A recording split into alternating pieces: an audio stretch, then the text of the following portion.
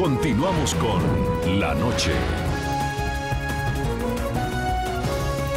Señor presidente de Costa Rica, escuchábamos a Ban Ki-moon, al secretario general de la ONU, haciendo un panorama bastante apocalíptico de lo que está sucediendo en el mundo entero. También muchos mandatarios, muchos presidentes del continente americano centraron su intervención en pedir un reordenamiento del orden internacional, todos ellos pues acudiendo y citando las diferentes tensiones que está enfrentando el mundo entero. ¿Cuál es su opinión frente a esas declaraciones que dio el secretario general de la ONU? ¿Son alejadas de la realidad o cree usted que están en lo cierto? Bueno, yo comparto el punto de vista del secretario Ban Ki-moon. La cantidad de conflictos que hoy desgraciadamente experimenta el sistema internacional nos retrotrae a épocas que pensábamos ya superadas. Hemos señalado reiteradamente la necesidad de volver a la lógica de la resolución pacífica de conflictos. Se ha recordado, y yo comparto ese recuerdo, la importancia de buscar que prevalezca el Estado de Derecho sobre las amenazas del uso de la violencia o el uso mismo de la violencia en el sistema internacional.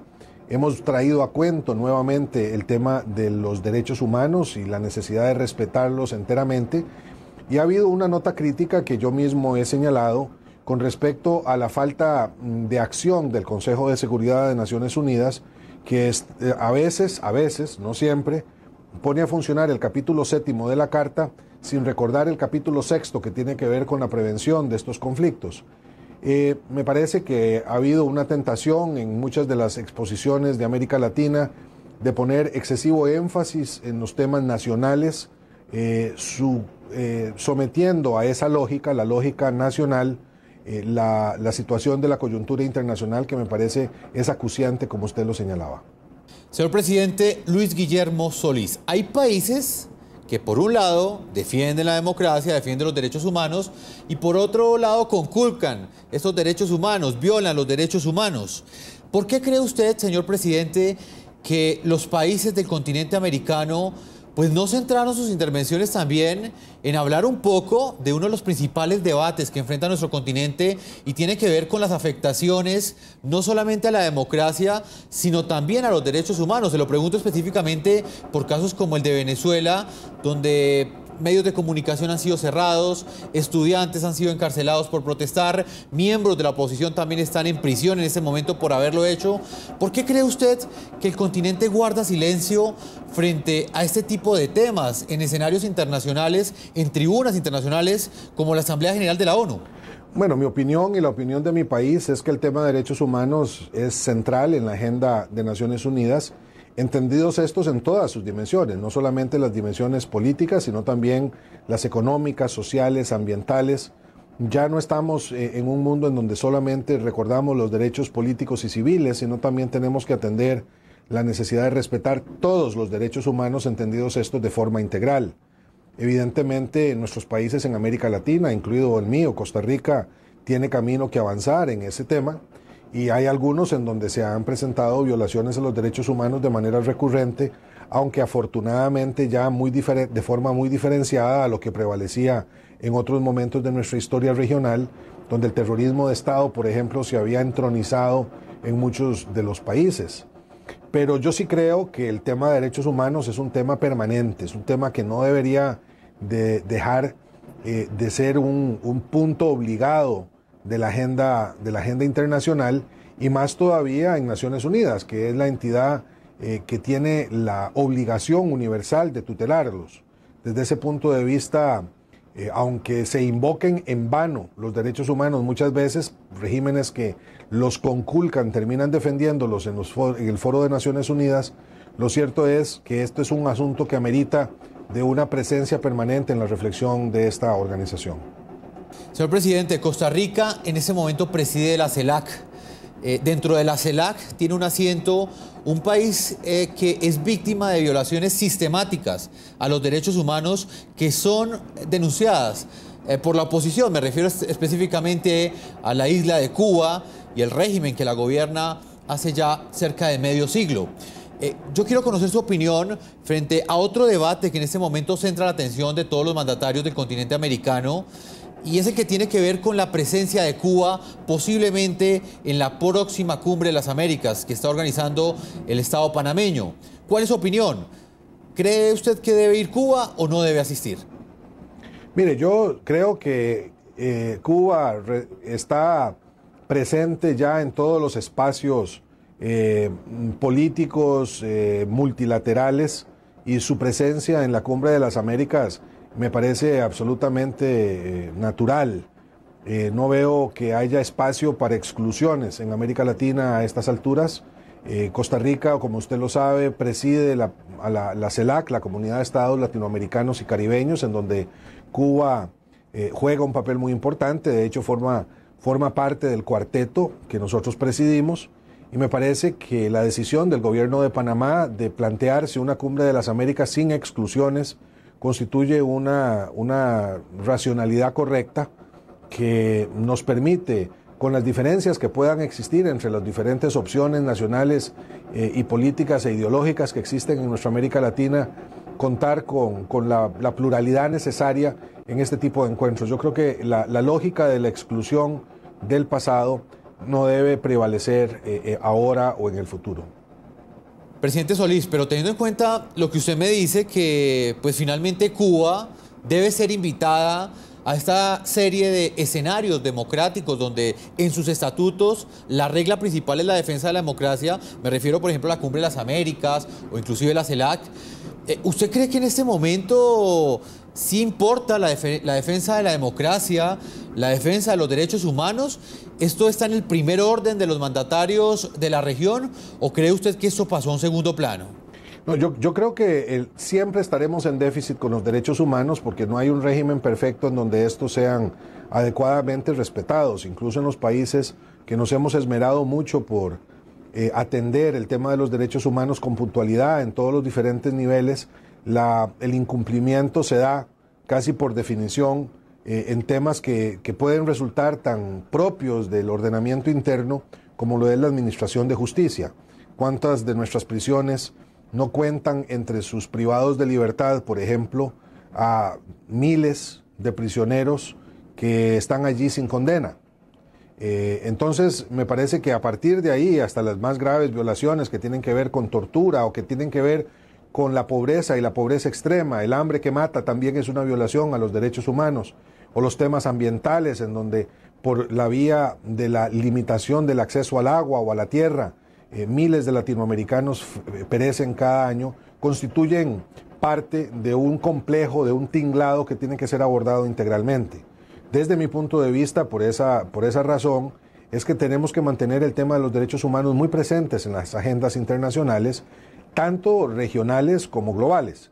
Y a ese respecto, me parece, por ejemplo, de absoluta importancia recordar la centralidad que en América Latina tiene la Organización de Estados Americanos como el espacio que tutela el derecho internacional americano que tiene que ver con derechos humanos. La Corte de Derechos Humanos, el Instituto de Derechos Humanos, la Comisión de Derechos Humanos, cuya relevancia me sigue pareciendo de enorme realidad y de importancia en nuestros días.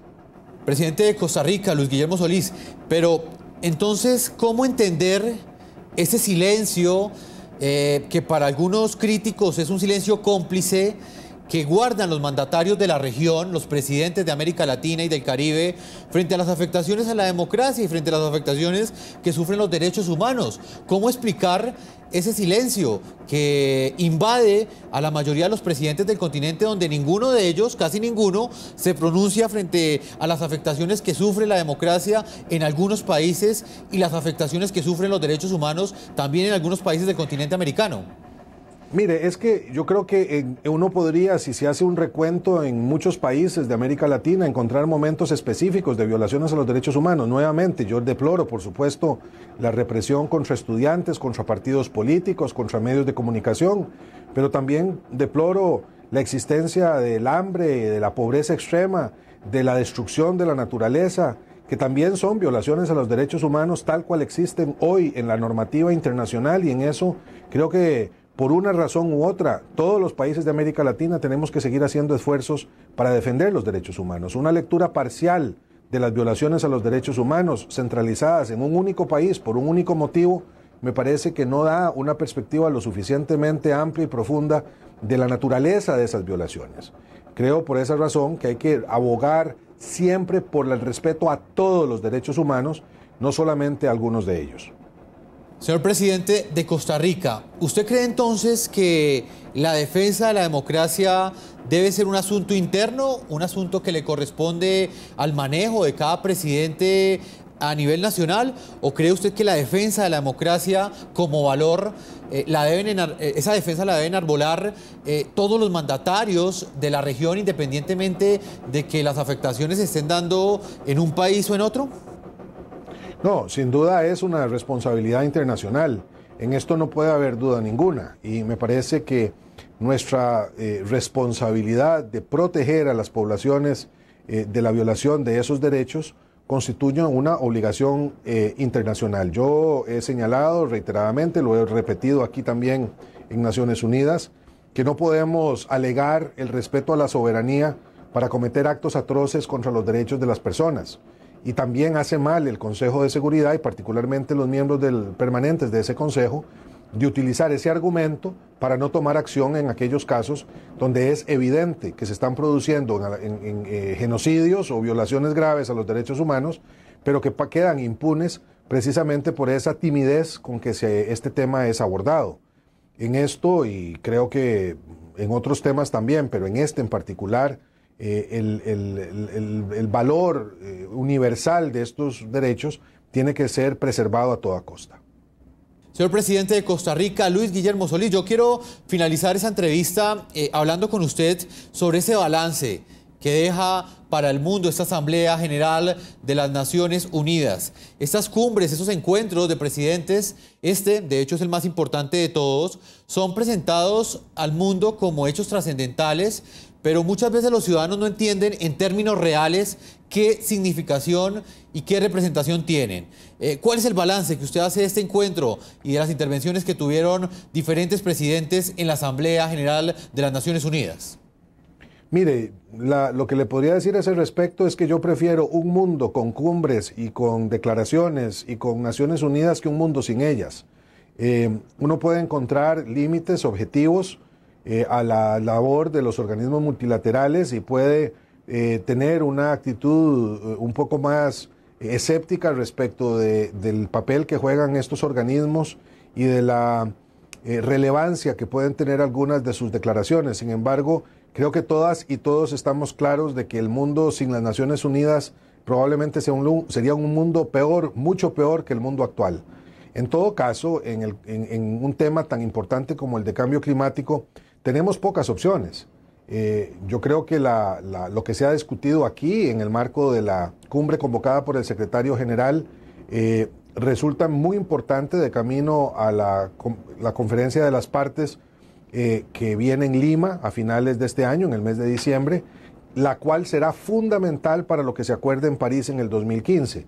Si no hacemos valer lo que se ha dicho aquí en Lima y después en París, las posibilidades de que el mundo salga bien de un debate como el que tenemos a la vista sobre el cambio climático van a ser mínimas. Y yo creo que de ahí nos jugamos la supervivencia de la especie humana en pocos decenios. Por lo tanto, mi respuesta a su pregunta sería, veo con satisfacción los resultados de esta Asamblea General y auguro que sus resoluciones puedan concretarse en acuerdos internacionales que se respeten a partir de este mismo año en lo que toca a cambio climático y como un ejercicio, un proceso permanente en lo que toca a otros temas como defensa de los derechos humanos o resolución pacífica de controversias.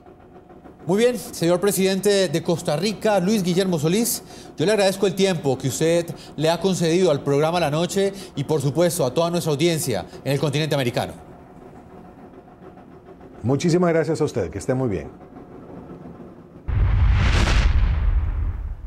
Después de escuchar la entrevista al presidente de Costa Rica, Luis Guillermo Solís, y a propósito del tema de hoy, los invitamos a que opinen en Twitter en qué beneficia a la población mundial encuentros como la Asamblea General de la ONU, pueden seguir opinando a través de nuestras cuentas del equipo periodístico del programa La Noche. Nosotros vamos a una pausa y ya regresamos para continuar debatiendo los resultados, las conclusiones de la Asamblea General de Naciones Unidas que se llevó a cabo en Nueva York. Ya regresamos con La Noche.